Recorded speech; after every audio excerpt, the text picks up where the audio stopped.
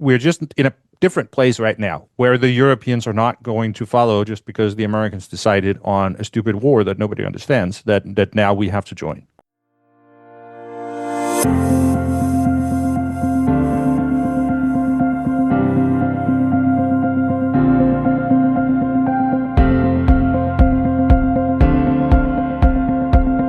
Hello, everybody, and welcome back to The Focus, where we examine the strategic forces shaping our world today. Today, we are going to be looking at a question that is quietly, or should be quietly, worrying many policymakers across Europe. Could the current Middle East war reshape the Ukraine conflict?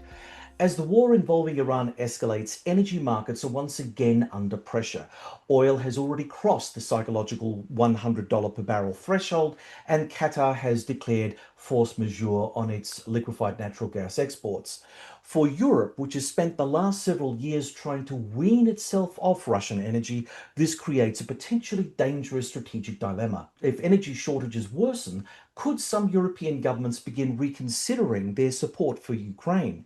Could Russia use the crisis to break Western unity in a way it couldn't have thought about, say, 2 weeks ago? And could Moscow actually benefit from the widening war in the Middle East? To help us unpack this, I'm joined once again by Danish naval officer, military analyst, and one of the most insightful commentators on modern warfare, Anders Puck Nielsen. Anders, welcome back to The Focus.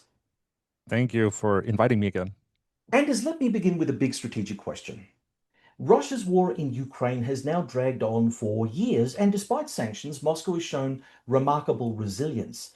But at the same time, European unity has also, perhaps surprisingly, held together in a way that many analysts for a long time have been doubting. But wars are dynamic and things change rapidly, often overturning long held beliefs. Wars are also contests of political endurance. So, Anders, from Moscow's perspective, is Russia now better positioned to wait out Western Europe before the inevitable fissures break the EU and NATO apart? I mean, the war in the Middle East is absolutely good news for Russia in the sense that it boosts the oil prices, and that's basically what the Russian economy needs right now to keep going. They were just a month ago, things were looking really bad for the Russian economic outlook, and now things are suddenly much better. But I think in the big perspective, I will say that European unity is mostly a result of the fact that many countries in Europe actually do see Russia as an existential threat. And that means that it will also take a lot to break the European support for Ukraine, broadly speaking. I mean, definitely it will create dilemmas. It will make things more difficult. But the fundamental dynamics are still there, and the fundamental concern about how important Ukraine is for European security that has not changed. In fact, quite on the contrary, it seems that Ukraine now plays everyone can see the pivotal role Ukraine plays in defeating these drones, right? That Iran has, and how being allied with Ukraine is suddenly also fashionable. So I think it's probably the way Putin looks at it. I think this is probably one of those things that he has been hoping for, right? That Putin's standard reaction when there is some situation he doesn't really know how to get out of it, it's kind of bad, is to just hang around and wait until something happens, some black swan event that will save things for him. And I think he's looking at the war in Iran and hoping that this will be it. But I doubt that it will. But it's definitely something that might prolong the Russian war effort. We're going to be talking about the Black Swan a little bit later on because I think you've just raised something very interesting, a nice little segue for our audience. But, you know, is Russia betting that European political fatigue can now set in because Europe is faced with another energy crisis and one in which there is no real fallback? I mean, first there was Russia, then there was the Middle East, now there's what? The United States, Australia? Yeah, I think it's not necessary. I don't know that fatigue is the right word. I mean, fatigue is a kind of passive thing that just kind of comes by itself, but this definitely leaves Europe in a vulnerable position where they are susceptible to Russian pressure, Russian coercion. So Mm. it opens opportunities that Russia can exploit. It makes it easier for Russia to wage hybrid war on Western Europe.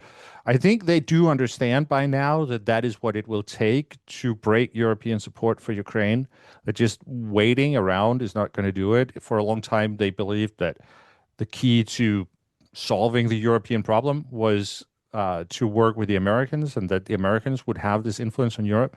And that turned out not to be the case. And it's been evident for some time now that the Russians are getting really annoyed with the Western Europeans and how they keep supporting Ukraine. And if only the Europeans would stop doing that, then Russia could win the war. So this definitely opens new avenues for how Russia can put pressure on Western Europe. I think, interestingly, it's a kind of return to how things looked in 2022 back then in the first year of the war. Until Europe got past the first winter, the Russians actually did believe that energy was going to be the key to breaking the Western determination. And they thought that the gas crisis in 2022 was going to lead to a victory in Ukraine because we would all stop supporting Ukraine and instead just prioritize cheap Russian gas. And to some extent, that's where we're back at now. That they are again setting their hopes that this might be that thing for them. Okay, well, there's another issue that seems to be on everyone's mind at the moment, and that is the burn rates of sophisticated weapons that the Americans and Israelis have been, and even, the Gulf Arab states have been throwing at the wave after wave of Islamic Revolutionary Guard Corps ballistic missiles and drones. Many of these drones and missiles are at the cheaper end of the spectrum, but they seem to be punching above their weight because they have enough of them to allow for American, Israeli, and Gulf Arab burn rates to exceed what they can physically replace, at least in the short to medium term. Is there other lessons in terms of how Europe will need to defend itself against the likes of a revanchist Russia once the Ukraine situation's been settled? And what will Europe be doing to try to counter this? Because, modern weaponry today is expensive, it's complex, and in Europe, there's that extra layer of you've got a number of different countries all having to try to cooperate to build a thing, whether it be the Typhoon fighter. We saw only recently that the French and Germans are falling out over their sixth generation fighter program. So, Europe has complexities over and above what we would see in a place like the United States. So, how does Europe defend itself against, cheap ballistic missiles and drones? Hmm.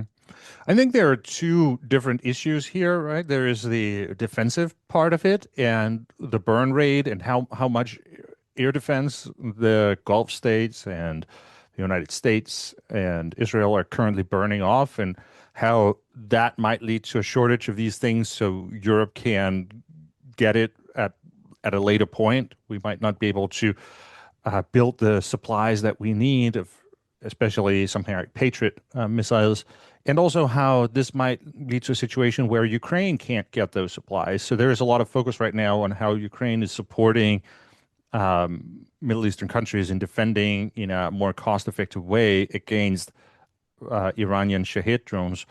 But that's, of course, also in Ukraine's own interest to do that because it's not in their interest that these countries are burning off uh, PAC-3 interceptors that Ukraine needs, right? So there is that problem, and how it again just underscores the need that Europe really starts boosting the production of these things, and how we're just going to need so much more than we ever imagined that we would need. No, like once the war starts, we will need huge quantities of these interceptors, and we need to start stockpiling those. And I don't know that the Europeans are fully there yet. I think there's still in many places this idea that well, we need to rearm, but we also have to be realistic about how much and not waste our money on getting too much. And I could just say, once the war comes, you will need a lot more than you think. And that also goes into the other question, which is the more offensive side of things that you're also alluding to here, and how Europe really needs those capabilities as well.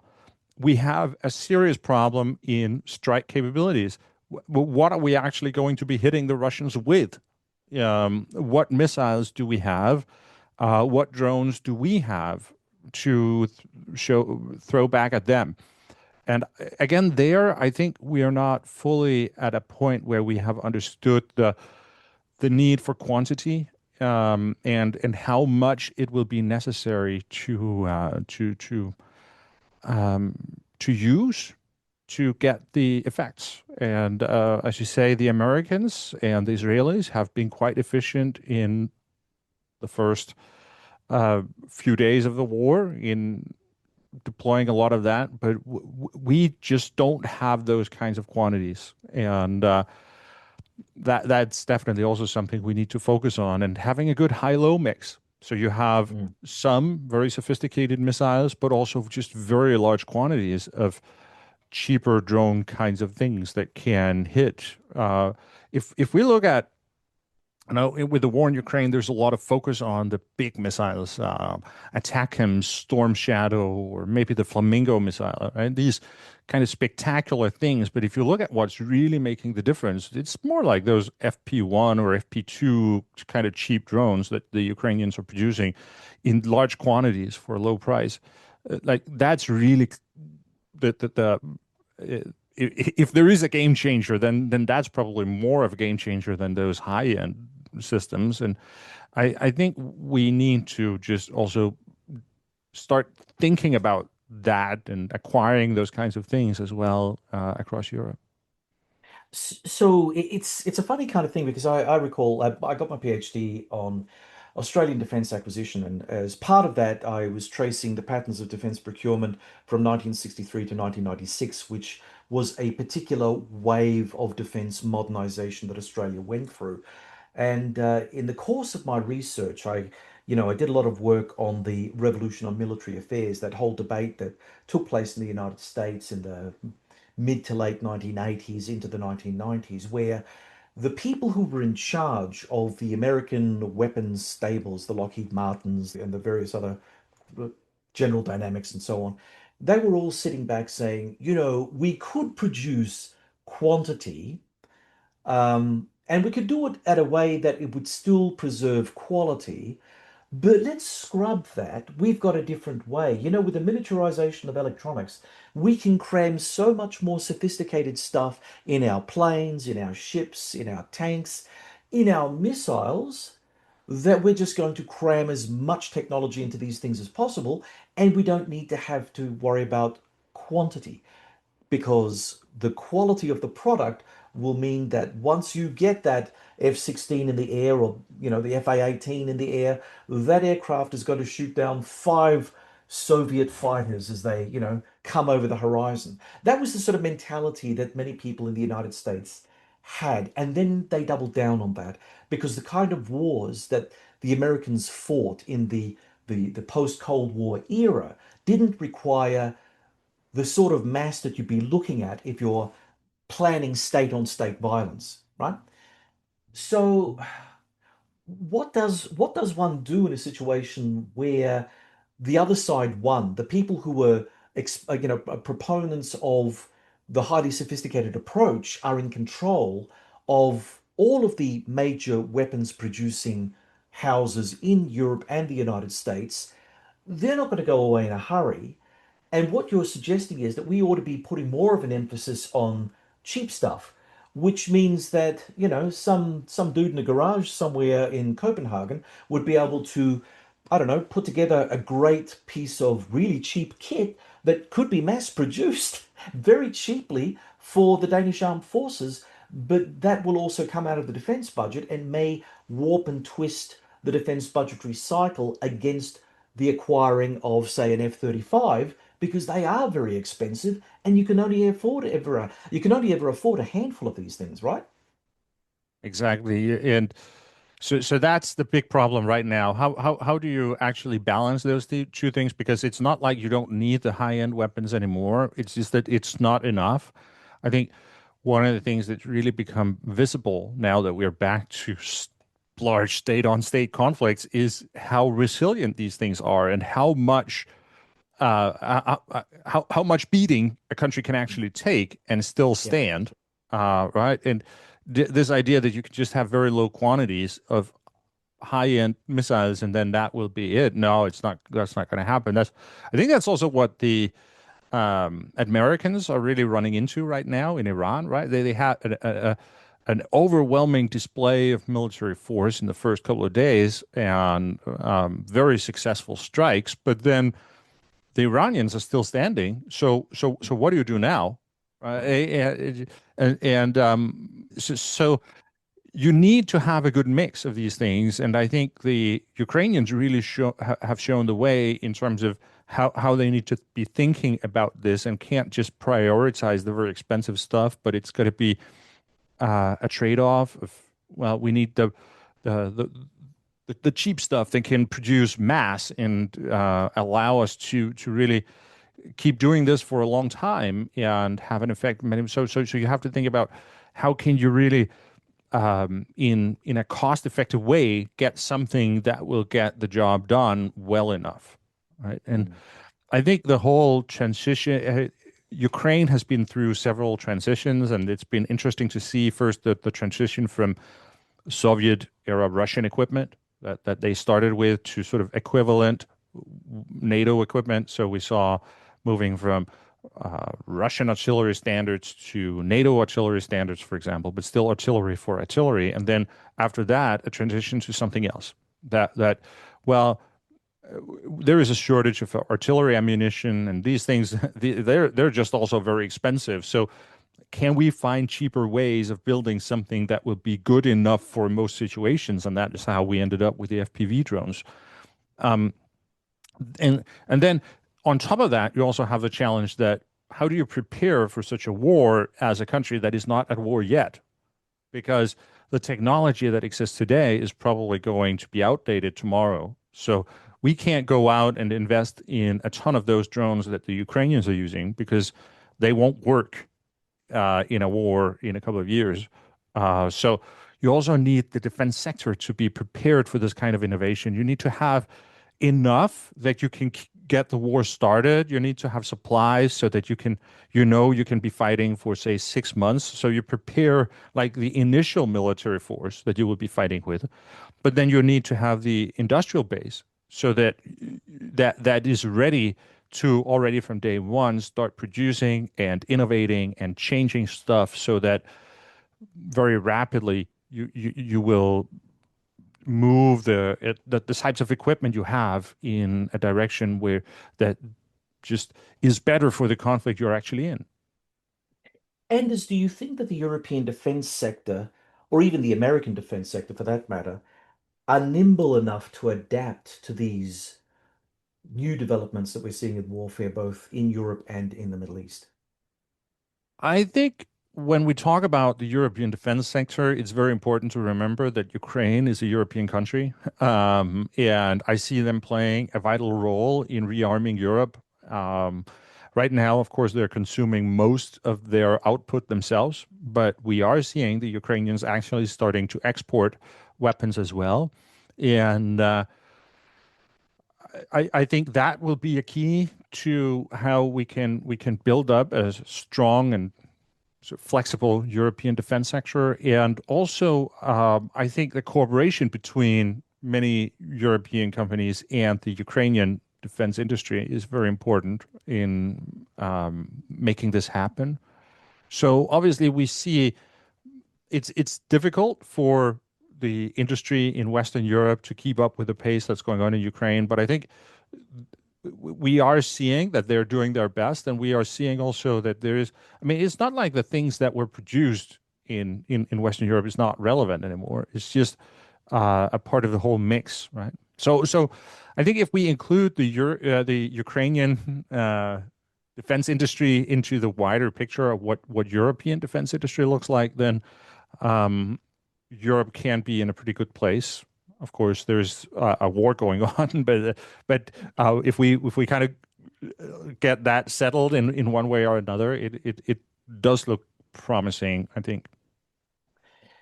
There is something that rattles in the back of my mind about the interlinkages between what has been going on in Europe over the last 4+ years and what's just happened in the Middle East. And that is that initially there seems to have been a bit of a pushback by traditional European allies of the United States by saying no to, the UK said no to the use of UK bases, including the one in Diego Garcia for the US to actually use in their strikes against Iran. Keir Starmer has now made a bit of a turnaround and he's, thinking about deploying forces and has already deployed some forces in the defense of the UAE, for instance, which is, I think, a very good thing. We're starting to see France move in a similar direction.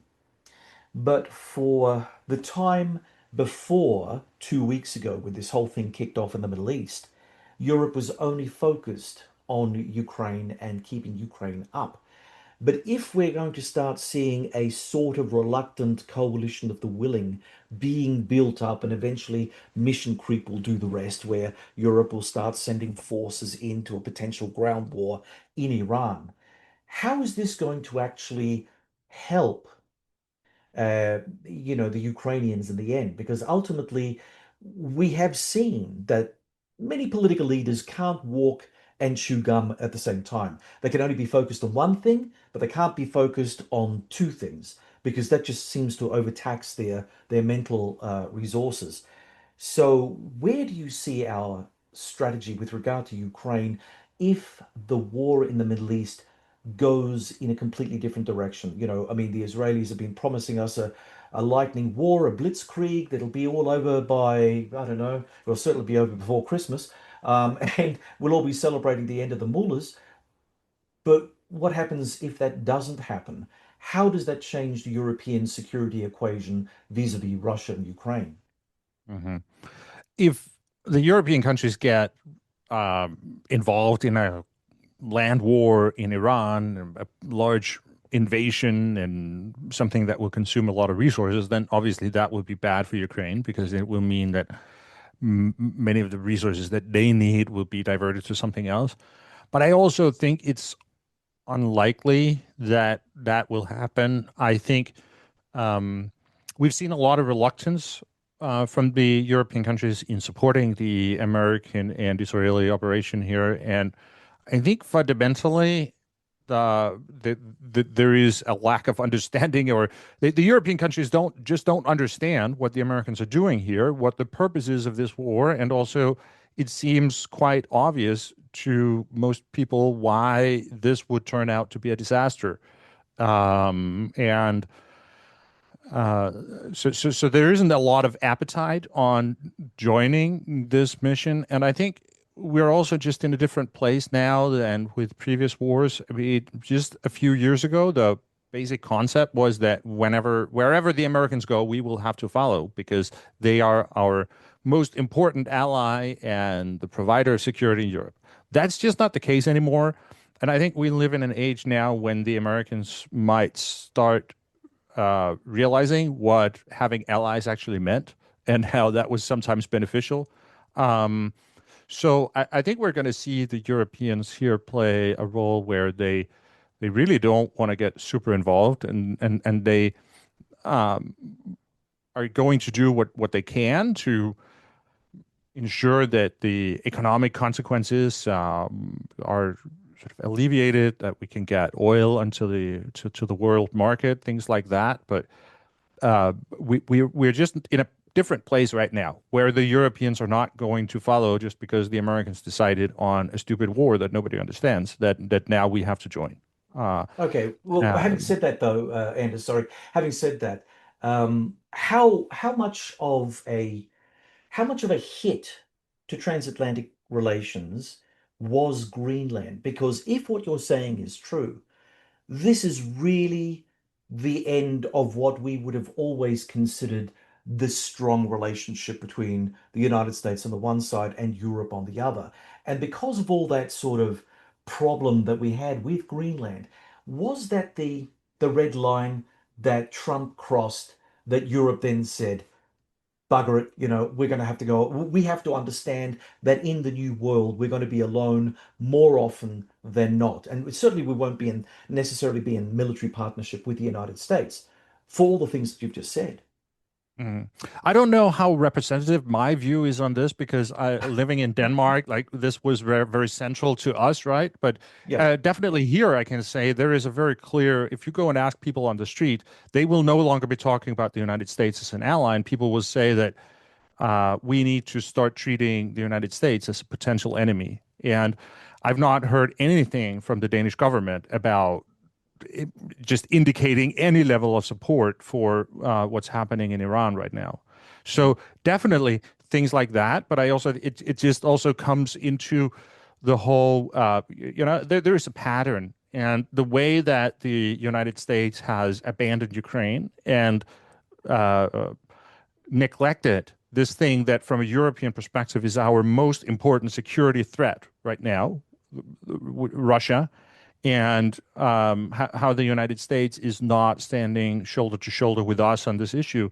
I think these things, it's a broader picture here, right? And that there is no, I mean, there's no understanding for why we would need to get involved in a war in Iran that nobody really can understand the purpose of, and where everyone can just see. I mean, it was so predictable that this was not going to work and that this was going to lead to a global energy crisis, and the Americans stumbled into it. Um, so, so I of course, I think this can of course hurt the European economy, and it's also important in that sense that we have security interests in the Middle East, and it's very important to us to somehow get the Strait of Hormuz open again. But I also think it's important to understand that the war in Iran is not as important as the Russian threat is to Europe. We can actually choose not to get really involved in that. But Russia is the threat that can really undermine and totally change in Europe and destroy the European Union and throw us into a large, you know, war that stretches across the continent, and the war in Iran just can't. So there is something about prioritizing those things, and I do think that there is clarity generally in the political circles that what are the proportions here, and let's not get sucked into the thing that is not as important as the other. Okay, so from what I'm getting, Europe has a Russia first strategy, which sounds reasonable, logical, and in every other way, I would support it. But what about this scenario? So you mentioned the energy crisis that everyone seems to be going through. I mean, I just went past the local petrol station earlier today, and I found that prices have really taken a big hit on the upward slide. So I'm kind of thinking that depending on Europeans' pain point, especially the governments, I'm not even talking about Europeans per se, not as a people or as polities, but as European governments, would they not be panicking at this point because, they don't have access to Russian oil and gas because of the Ukraine war. They may not have access to Middle East oil and gas because of the US-Israeli war against Iran. And depending on the amount of damage that gets caused in this war, we may be looking at the closure not only of Hormuz, I mean, that is in itself a problem, but we could be looking at the closure of, Qatari LNG for, I don't know, 6, 7 months. That's going to have a huge knock-on effect on the economy, which Europe is part of. So, I mean, there's no escaping the fact that people are going to be panicking in certain quarters. Wouldn't that actually be mill for the grist for Donald Trump because he just has to break a few things, watch the Europeans panic, and then all of a sudden the European leaders will all come cap in hand. Oh, forgive us, oh great one. You know, you can have a weapon or two, or maybe we'll send some battalions across to fight your ground war to root out the Islamic Revolutionary Guard Corps. I mean, I can see a slippery slope here. Can you not see that, or am I completely off the reservation? It's possible, but I would say that generally, I think the mood here is that this is a crisis that Donald Trump has created, right? So Mm. there's not really anger at the Iranians over this. It's really Yeah. the anger is directed at the Americans. So, and of course, America is then another supplier of energy. So we have to sort of do what we can to, as you say, keep good relations, right? We don't want to break anything here, but that said, I don't think there is a lot of enthusiasm about joining the war as such. We saw it also in I think it was 2019 when there was the whole crisis with the Strait of Hormuz again, where Yeah. the Americans also wanted Europe to join their campaign against the Iranians, and the Europeans said, "No, we're not going to do that. We're going to set up a separate naval force to operate in the same area, but we don't want to be a part of this." I think that's more likely that we will see something similar to that, maybe under French leadership. I think back then it was French leadership. It might be again. So we will see naval missions, European naval presence, and those kinds of things happening, but in parallel to what the Americans are doing, because we don't really want to be sucked into it. I think that's more likely. And then, frankly, I think there is right now a sense that this is probably going to be solved before it turns into a massive problem here. That it's going to be I don't know. We're going to see Trump. We're going to see Taco Trump again, right? He is going to once he realizes how bad this is going to be, he's going to find a way out. That really, for American domestic politics, the last thing they need right now is a massive economic crisis. Right? That's not what Trump needs going into the midterm elections in the fall. So that they got into this war with this idea of a 3 day blitzkrieg kind of thing, and then it's going to be all over. And now it turns out that didn't work. So probably Trump is going to find some way to climb down the tree and declare victory. That seems more likely. And then that creates the let's see how it goes, and if the crisis goes away by itself. I think that's more the mood right now. That may be the mood, Anders, and I'm going to have to push you on this point because, I mean, yeah. I mean, you're absolutely right. I mean, wars always start with the idea that this is going to be a quick one. yeah, That's how the Russians got into Ukraine, right? They correct, also correct. thought they were going to win in a couple of days. Yeah. Um, the choice the Americans are facing now is basically: are we going to do a land war? Are we going to do a real invasion here, or are we not? And I I tend to think that they are not prepared to do that. I think it will be difficult to see Donald Trump taking the country into. I mean, Iran is a massive country. It's 90 million people, right? Yeah. It's twice the population of Ukraine. Mm. Taking that on, I mean, that's just um, uh, the kind of amphibious force that would take. It's just an operation that the U.S. military is not prepared for right now. No, Um, I agree with you, but there have been many people who have been talking about the potential fragmentation of Iran, looking at the various ethnic cleavages and thinking that perhaps, with US Special Force assistance or Israeli Special Force assistance, some of these, groups that do have armed militias can be up-armed and then turned into American and Israeli foot soldiers within Iran to fight the IRGC.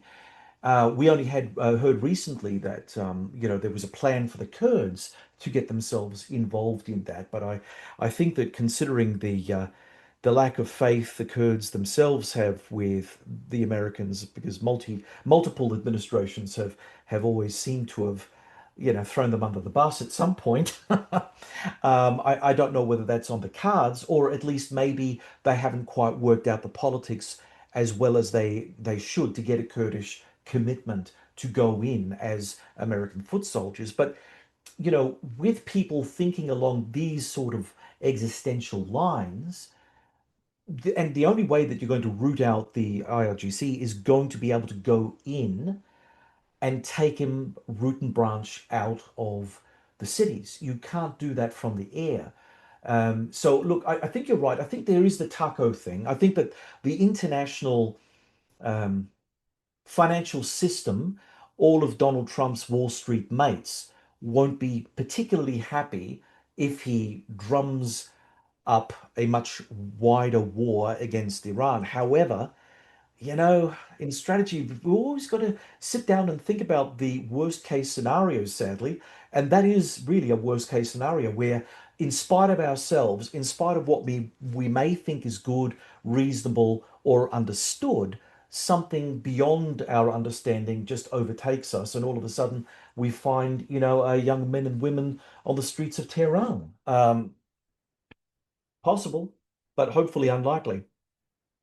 Yeah, I mean it's possible. I think you're absolutely right that the idea was that this would lead to regime change in the sense that if they go in and take out the leadership, then the protests that we saw around New Year in January, that this would sort of this wave would again roll, and the Iranians would take out the government. There would be a new kind of government, and then they could work with that. But that has not worked yet. And then, of course, some people will be thinking about how do we bring that about. The problem right now is also that how do the Americans actually stop this again? And having killed the leader of Iran, um, and now his son being put in his Yeah. place, right?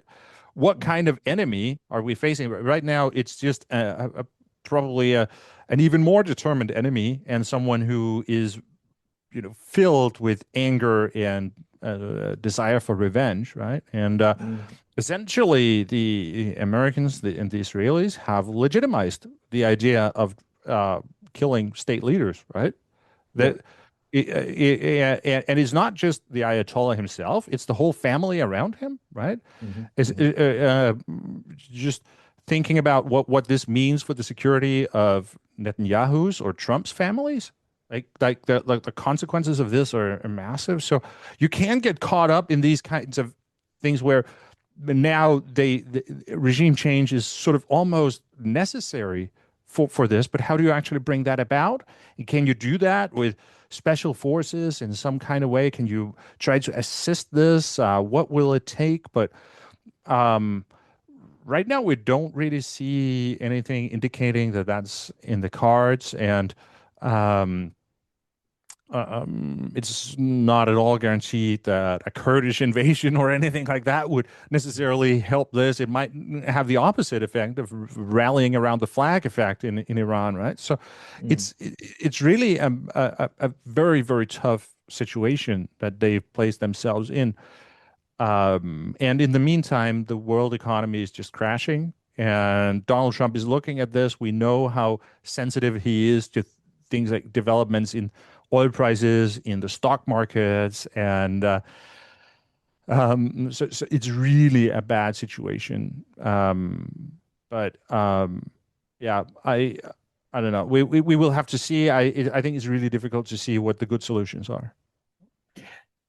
Anders, do you think that there was an arrogance with regard to the Trump administration and Benjamin Netanyahu's government, to do what they did, thinking that they could get away with it, not only get away with it, but do it so quickly and in an almost historic manner?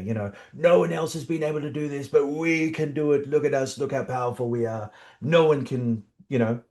pull us over a barrel or whatever. Do you think that there was this sort of arrogance of power and thinking of how to use the military instrument that will effectively backfire on both Netanyahu and Trump as this, if this war, no, if this war continues? Hmm.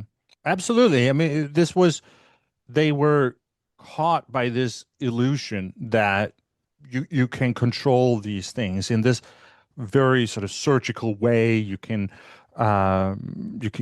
control war by as if it's a kind of computer game, and you I think Trump was very much caught in this sort of short war fallacy, this thing that you can use the military instrument, and then uh, because of your overwhelming might, you can just impose your will on everyone else. And I think that we've really seen Trump being more and more militaristic. It's kind of ridiculous to think that just a few months ago he was talking about how he wanted the Nobel Peace Prize, and he deserved that. Yes, yes. And since then, he's just really gotten this appetite for military action all over the place, and living in this kind of fantasy world where America is so strong that they are that they can do everything, and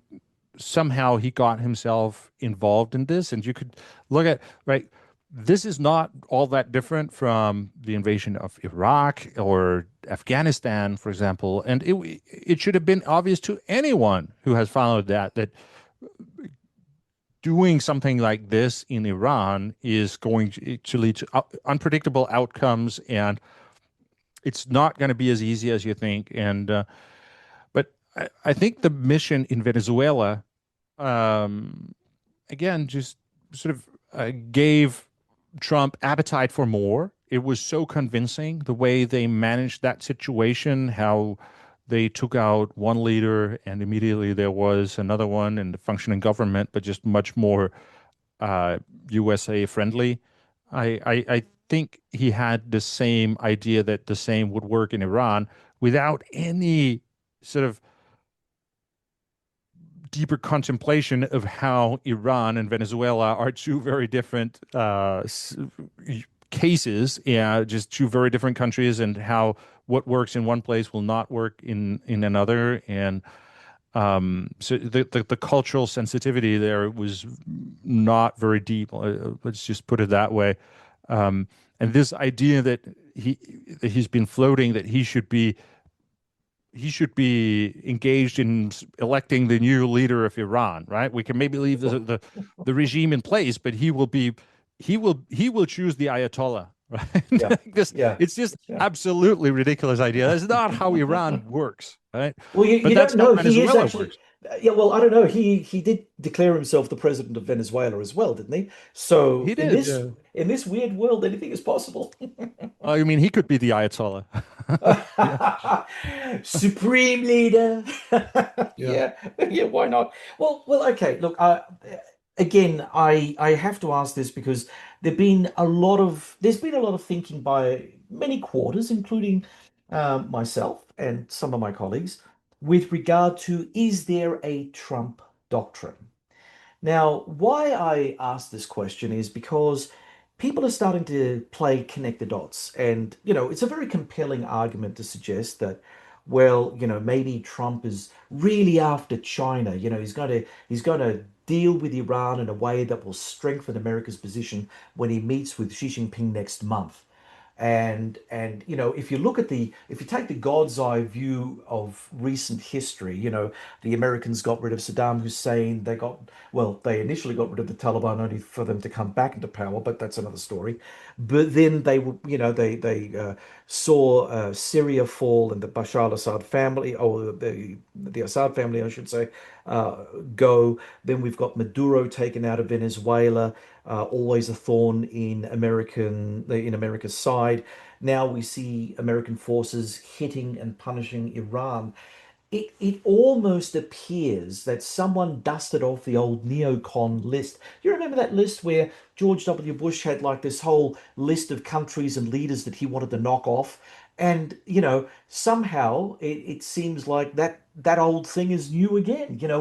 We're starting to rumble with all of these old entrenched systems that we just don't like, but doing so is, there's a cost involved in doing so, and I'm not so sure whether we're going to stay the course here, for all the reasons that you mentioned earlier. But do you think that there is a case to be made that maybe in the deep state, somewhere in the United States, there are people far more intelligent than Donald Trump in terms of international relations and strategy that are trying to push a particular agenda internationally, that there is reason and sense behind what we are seeing and not just, the facile whims of an old demented man.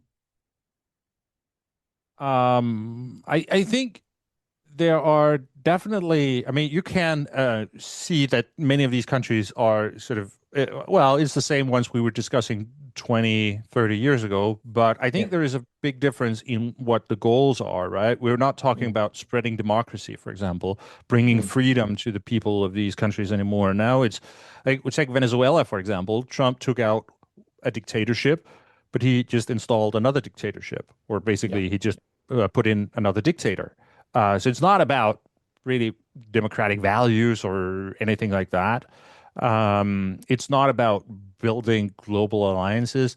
I think it's very important not to fall into the trap of sane washing what Donald Trump does.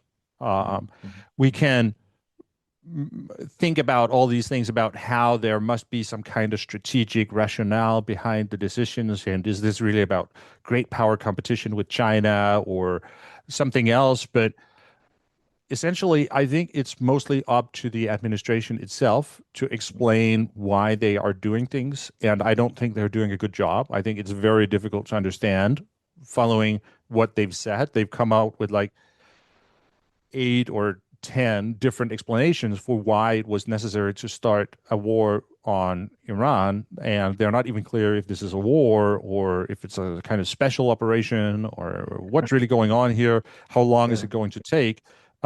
Is this about to end or is this just the beginning? Right? Yesterday they said both. So I mean, it's really difficult to understand where they are going, and I think there are many things at play in this. I mean, on the one hand, you are right that, of course, there are people in the MAGA movement and the whole Project 2025 thing that are have a very strong like intellectual powers, right? And who Yeah.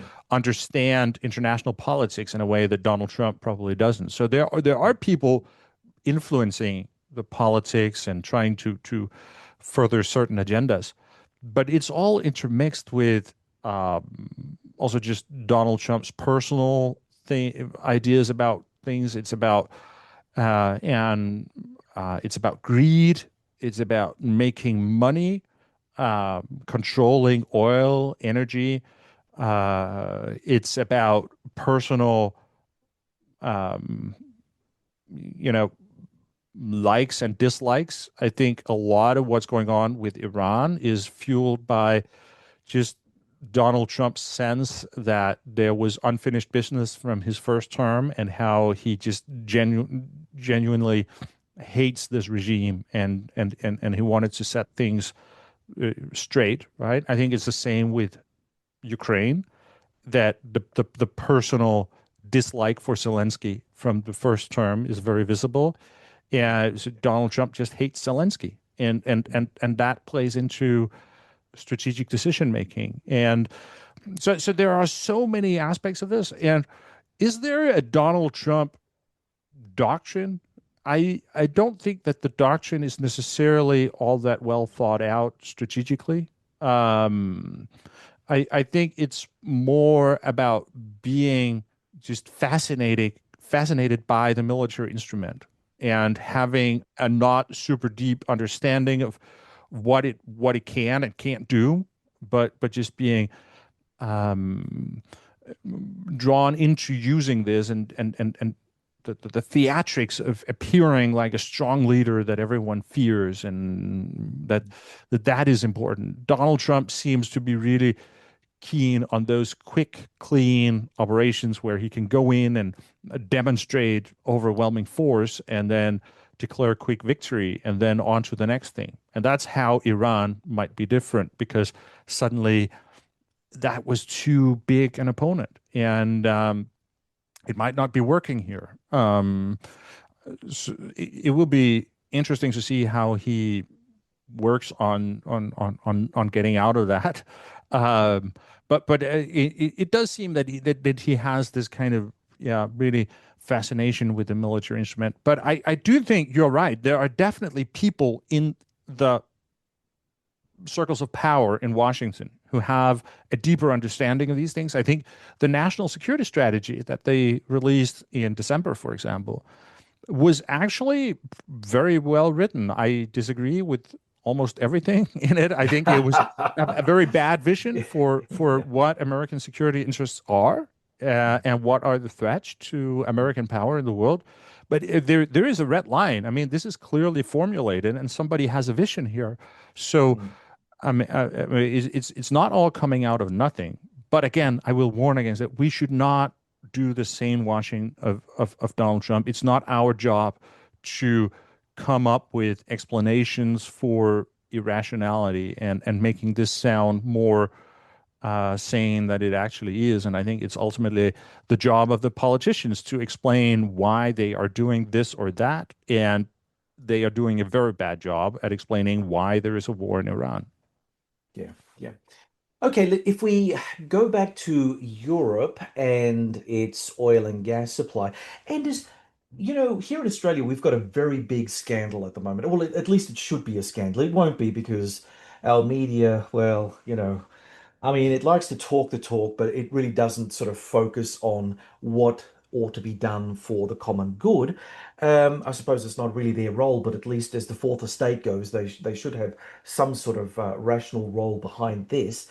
We have less than 90 days reserve of diesel and petrol supplies in Australia, and Australia is an island continent. We've got our strategic reserve stockpiles in the United States, which will probably take about 90 days to get to Australia if ever we really needed them. And we also have to make sure that the American administration don't say, well, but we need the oil more than you do.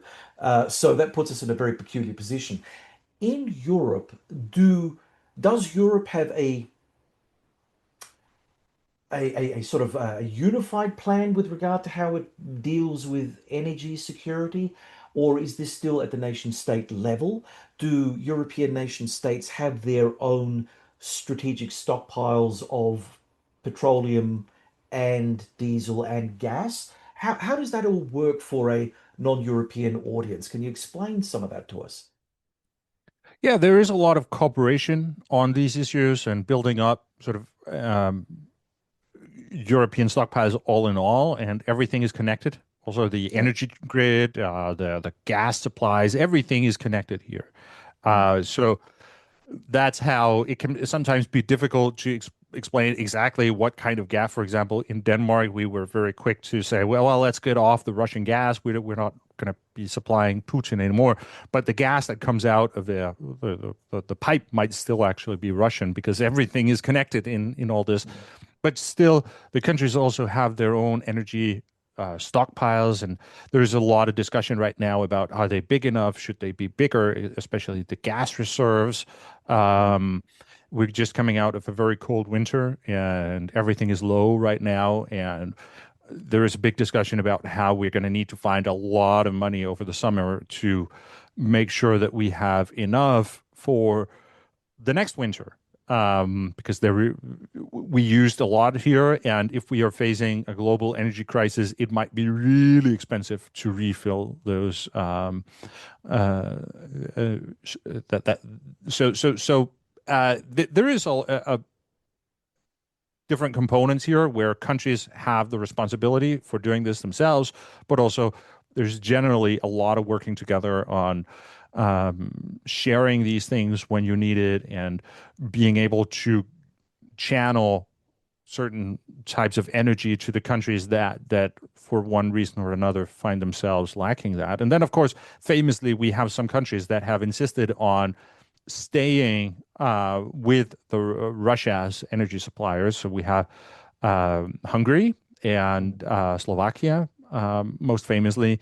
And there is a lot going on right now where they they are facing the problem that the pipeline going through Ukraine was damaged back in January, and the Ukrainians don't really see a need to repair it. So uh, uh, some countries do find themselves in a kind of peculiar situation there, and then you actually do see the European Union trying to stand up for those countries as well, and saying, telling the Ukrainians, you should really repair this because it's important to European energy, even though generally the Europeans have agreed that we should not use Russian energy. The deadline for that has been the end of 2027. So there is about a year and a half left where the countries are actually free to use Russian energy. And for that duration of time, we actually find the European Commission sort of standing up for Hungary here and trying to argue that Ukraine should actually repair this pipeline. Um, Mm. but absolutely, I mean, it is a huge challenge how we do this. And I think going forward for Europe, and I guess for Australia as well, it's not sustainable to be dependent on Yeah. supplies of energy from unreliable suppliers. Right? We have the Middle East is currently showing how fragile that is. There is Russia, of course, which is not someone we can work with going forward. And then there's the United States, which is also unreliable by now as a supplier. So the green transition is just also security politics in Europe. And there's a lot of Yeah. discussion about how we really need to get those wind farms, those solar farms up and running as fast as possible so that we are less dependent on these unreliable suppliers. Yes, well, um, speaking about green energy and the green transition, how scalable do you think they are to fix these gaps in the system? Because of course, renewable energy suffers from one thing, and that is it is intermittent. When the clouds are in the sky, solar rays don't reach the solar panels. When the wind drops off, then the turbines don't spin. Are we also looking at nuclear energy as part of that whole European mix? Because don't you need some sort of baseload power to run industrial Europe? Absolutely. Nuclear power is, again, also on the agenda. And Yeah. um, nuclear power is generally seen as a green energy as well, which is kind of Mm. interesting, right? You're thinking about how Yeah. not long ago people wanted to close the nuclear power plants because of concerns about the environment, but now suddenly it's seen as part of the solution. But I Mm. will also say that with the number of batteries that are just everywhere by now, we are seeing that um, green energy is not necessarily that intermittent in how it can deliver power. We have just the number of batteries in electric vehicles, but also the batteries that can be installed for saving these things, and so you can distribute it across the days, or that is a part of the solution there. So you can actually have a lot of that, um, and not needing to have all the coal plants ready to be fired up again.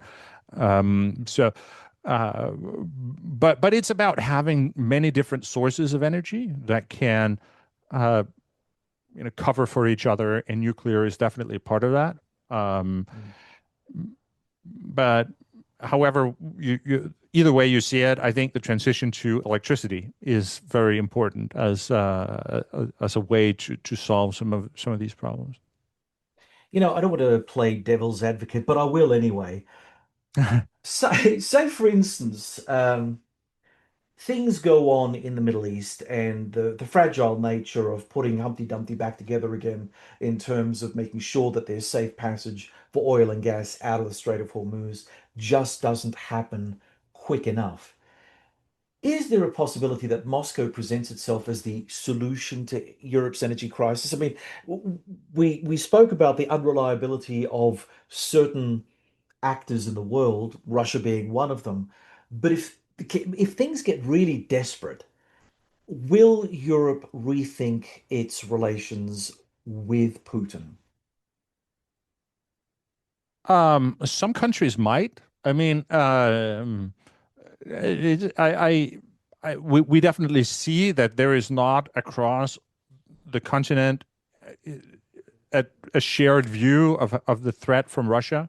But I think that also we will see many people not accepting that, and I think those are the countries that are also most likely to be supporting Ukraine. Yeah. So I don't necessarily see it changing all that much, but we're definitely seeing the Russians trying to capitalize on this. And we saw Putin the other day going out and saying, well, the Europeans have after all agreed that by end of 2027, they're not going to be buying Russian energy anymore. But with this new situation, maybe we should do that transition now. Why don't we just shut off the energy supplies to Europe right away and start selling it to other people who actually want Russian energy in the long run, right? And this is something that could really exacerbate the crisis here and now in Europe, of course, because Mhm. not all countries in Europe are ready for this. Uh, so I mean, it's absolutely something that the Russians could try to use, but I don't know that the solution overall in Europe will be seen as going back to Russian energy. And as I said, there's also a very deep understanding of how important Ukraine is to the security of Europe, and that is also demonstrated by the way the Ukrainians are now playing a role in the Middle East and in air defense, and how letting the Russians win in Ukraine is definitely not a solution. So Yeah. um, I, I think in general, I would say that this is an economic crisis that has come from the outside and where Europe doesn't really have all that much to do. And but in terms of